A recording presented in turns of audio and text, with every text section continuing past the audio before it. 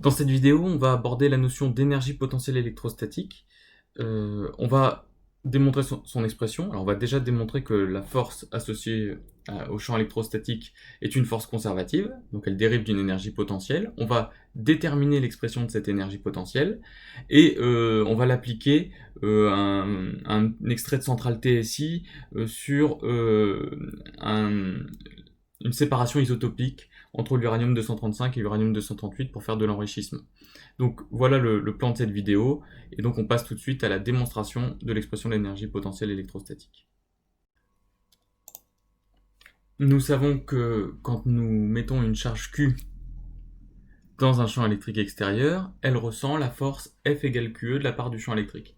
Eh bien, on va montrer qu'en électrostatique, cette force est conservative, et on va donc ensuite déterminer l'énergie potentielle associée à cette force. Vous savez, quand on fait des exercices de mécanique, l'approche énergétique nous permet régulièrement de gagner beaucoup de temps par rapport à l'approche avec des forces et en utilisant une seconde loi Newton. Donc on va définir l'énergie potentielle électrostatique associée au champ électrique, et puis après on va l'utiliser sur un exemple.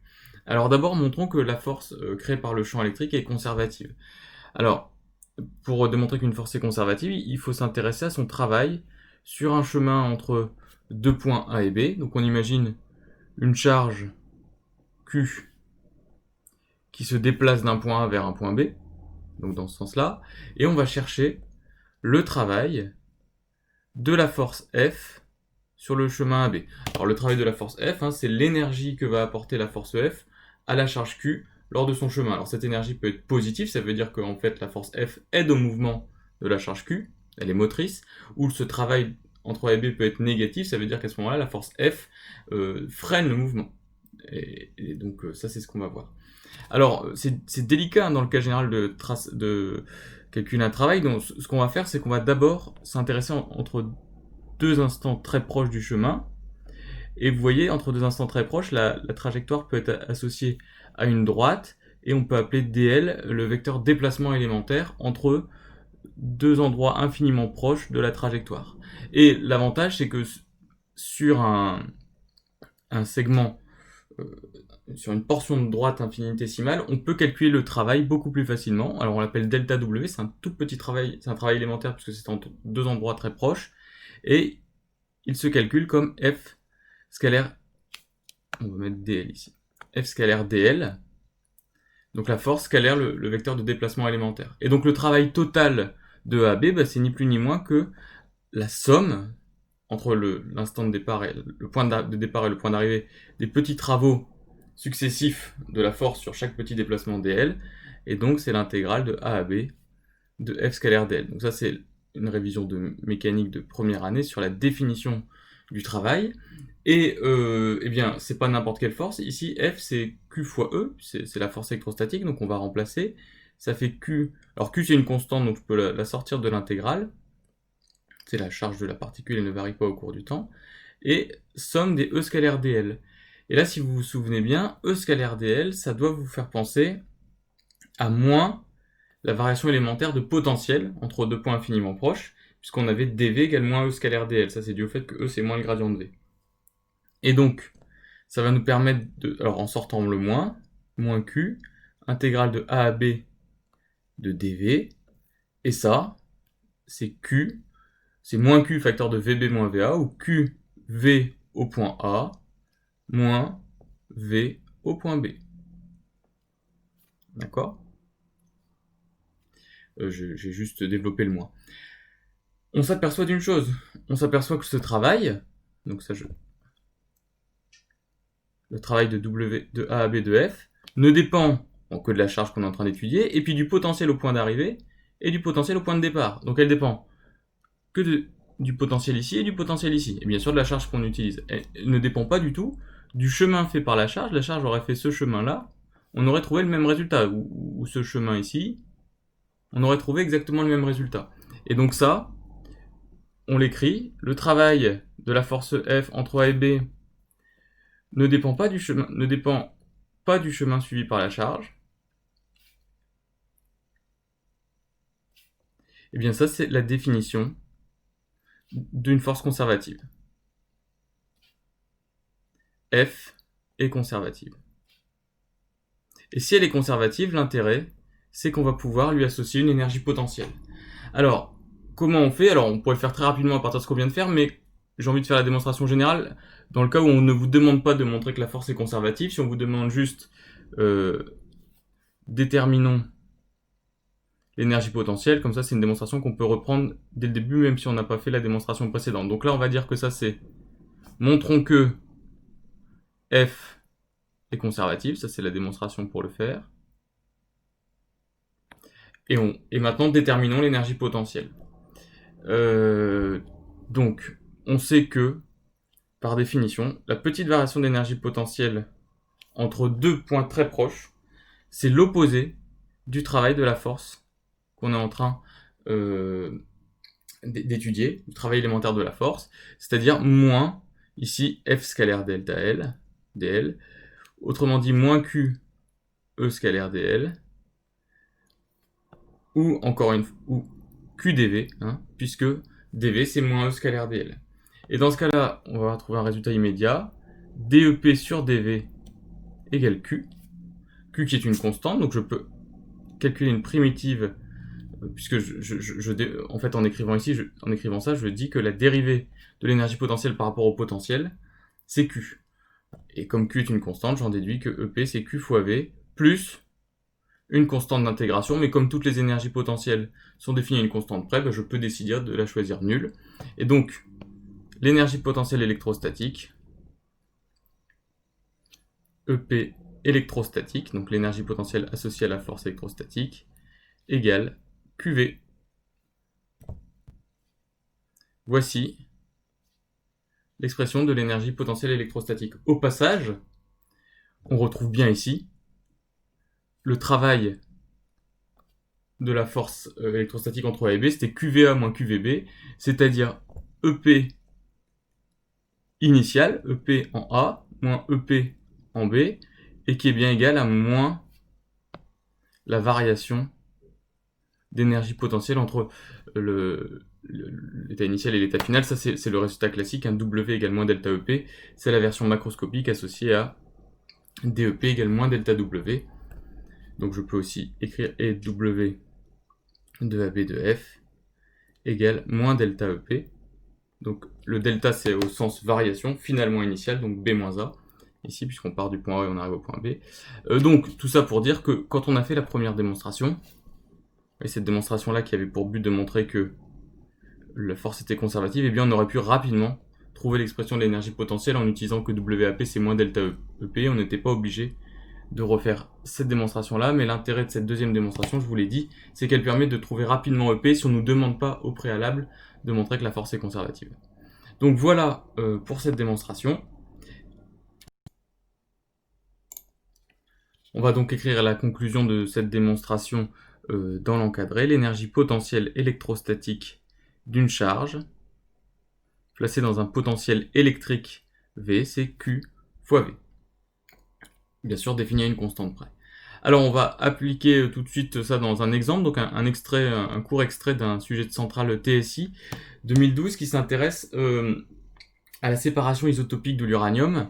Vous savez que l'uranium à l'état naturel est constitué de plusieurs isotopes, dont seulement un isotope est fissible et peut être utilisé dans les centrales.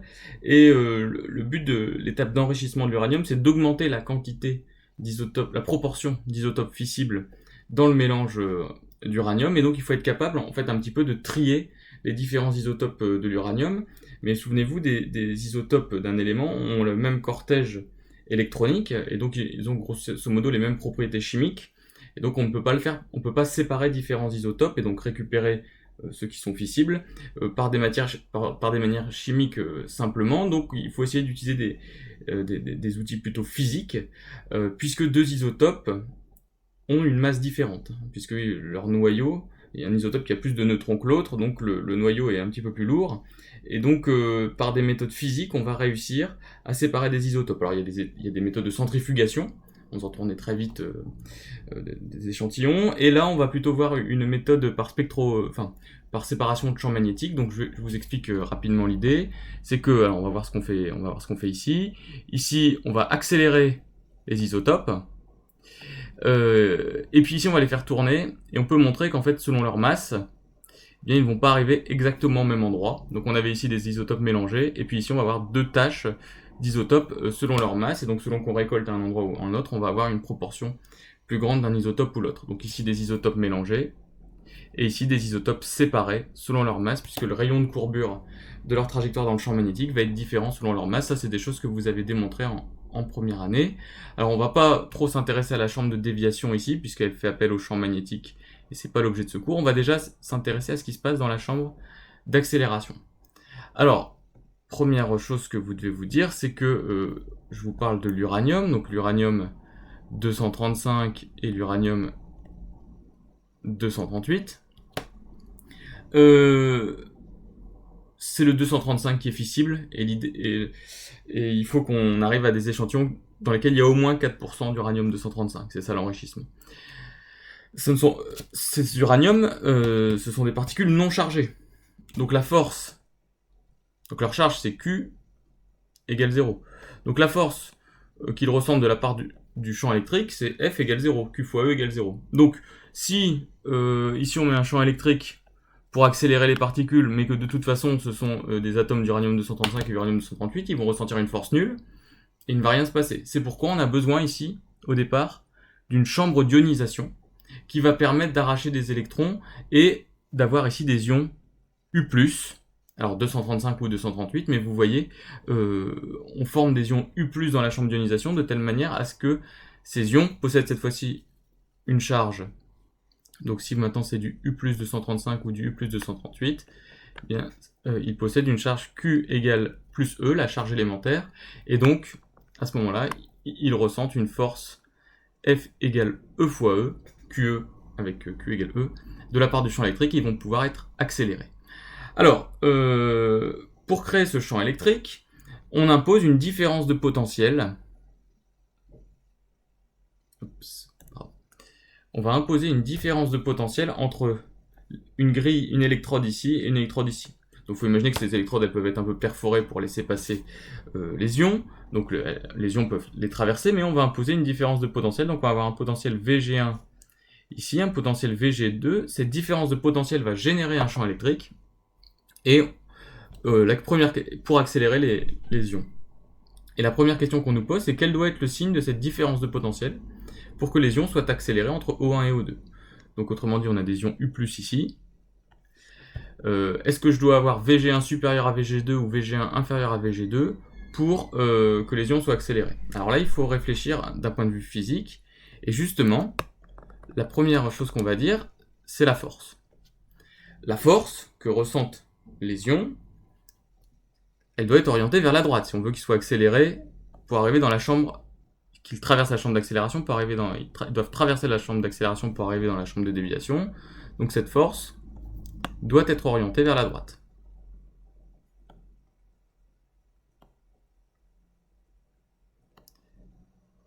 Donc je rappelle que cette force c'est EE, en fait de manière générale c'est QE, et ici Q égale E positif, donc ça veut dire que E lui-même doit être vers la droite.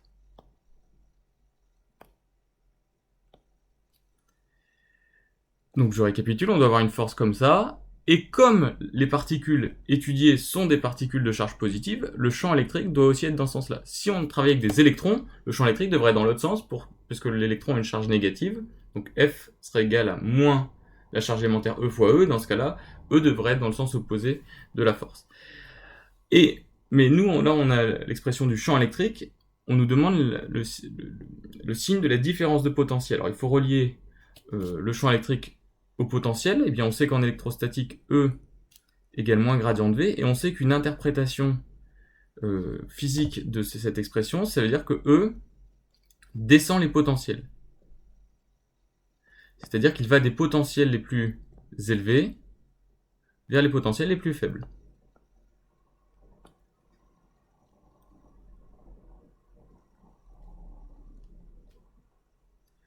Et bien alors, avec cette argumentation, on a directement la réponse. Si E va des potentiels les plus élevés vers les plus faibles et que E doit être vers la droite, et bien ça implique directement que VG1 doit être supérieur à Vg2. Autrement dit, Vg1 moins Vg2 supérieur à 0. Alors vous voyez, il n'y a pas tellement d'autres manières de répondre à cette question. Il faut le signe d'une différence de potentiel est directement relié à l'orientation du champ électrique. Et pour savoir le mouvement des charges, il faut regarder la force qui s'applique sur elles en raison du champ électrique. C'est exactement la démarche qu'on vient de faire. Il ne faut pas dire les charges plus, elles vont vers les potentiels moins, ou ce genre de choses qui sont un peu fumeux, et qui ne sont pas dans le cours. Vous regardez, c'est pas des arguments qu'on a du cours. Donc essayez d'utiliser au maximum les arguments du cours, et essentiellement cela, donc l'expression de la force, l'interprétation du champ électrique en fonction des potentiels, et conclure. Les questions qualitatives de ce type-là sont en général difficiles, parce que c'est pas une méthode classique de calcul qu'on suit. Il faut vraiment essayer d'aller prendre les bons arguments et de les mettre ensemble. C'est pas des choses évidentes, mais il faut s'entraîner à le faire rigoureusement, en essayant de se restreindre au maximum à des arguments dont on est certain, et pas à des pseudo-intuitions ou des petites confusions entre différents concepts. Alors, voilà pour cette question 1. Et donc, maintenant qu'on sait que le champ électrique est vers la droite et que le potentiel Vg1 est supérieur au potentiel Vg2, on nous demande de trouver la vitesse des ions quand ils arrivent à cet endroit-ci. Donc, cette vitesse va dépendre si on est sur l'isotope 1 ou l'isotope 2. Hein, c'est-à-dire que... voilà, hein, c'est-à-dire que tout ce qui est associé à l'isotope 235, on l'appelle 1, et ce qui est associé à l'isotope 238, on l'appelle 2, donc la masse notamment, M1, M2, et la vitesse d'arrivée U1 et U2 au niveau du point O2. Alors on va juste le faire pour l'isotope 235, donc indice 1, et puis après ça se déduira directement pour l'isotope 238. Donc ce qu'on sait, c'est qu'ici, la vitesse des ions tend vers 0. Dans la chambre d'ionisation, ils sont portés à haute température, ils sont ionisés, mais bon, ils ont peut-être ils ont une vitesse d'agitation thermique, mais la vitesse d'ensemble est nulle. Ils subissent la force F, et donc ils vont être accélérés pour arriver au point O2, qui vont avoir une certaine vitesse. Alors on pourrait appliquer un principe fondamental de la dynamique, ou une seconde loi de Newton sur les ions, trouver leur trajectoire entre O1 et O2, et en déduire la vitesse finale au niveau de O2, mais ça va être un petit peu long, et on sait en physique, quand on sait ce qui se passe en un endroit, et on veut, donc c'est-à-dire la position et la vitesse, et on veut connaître la vitesse en un autre endroit, sans forcément se soucier de ce qu'il y a entre les deux. On sait que les approches énergétiques telles que le théorème de l'énergie cinétique sont extrêmement précieuses, ou même la conservation de l'énergie mécanique, hein, c'est deux choses équivalentes. Or ici, en plus, la force F est conservative. Donc, là il y a quelque chose de très intéressant.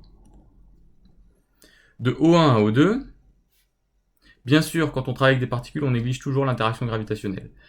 Et il n'y a pas de frottement dans la chambre d'accélération. Donc de O1 à O2, les ions ne subissent que la force électrique.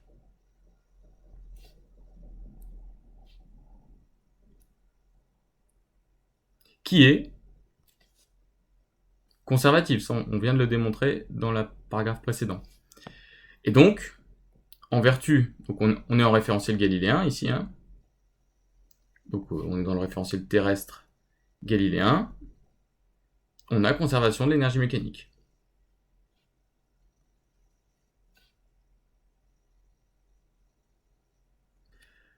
Donc ça va nous permettre de l'énergie mécanique. D'écrire que l'énergie mécanique de l'ion U+ en O1 est égale à l'énergie mécanique de l'ion U+ en O2. Donc EM de l'ion U+, alors on va dire que c'est le U+ 235 en O1 égale l'énergie mécanique de l'ion U+, U, la charge est à droite, 238 en O2, et l'énergie mécanique, vous savez que c'est l'énergie cinétique. Alors je mets juste énergie cinétique, je remets plus le U+ 235, on l'a écrit, on l'a précisé, parce que c'est un petit peu long sinon. Donc l'énergie mécanique, c'est l'énergie cinétique plus l'énergie potentielle. L'énergie potentielle ici, c'est l'énergie potentielle électrostatique.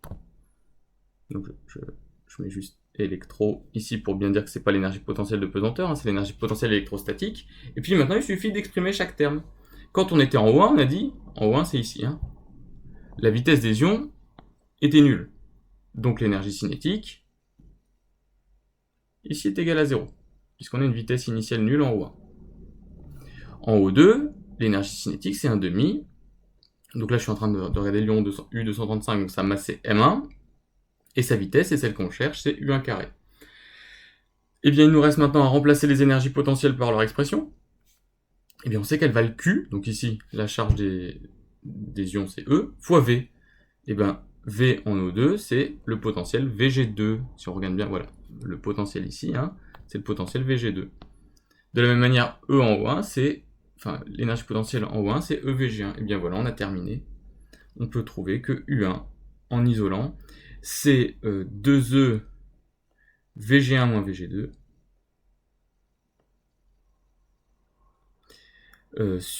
le tout sur M1 et sous la racine.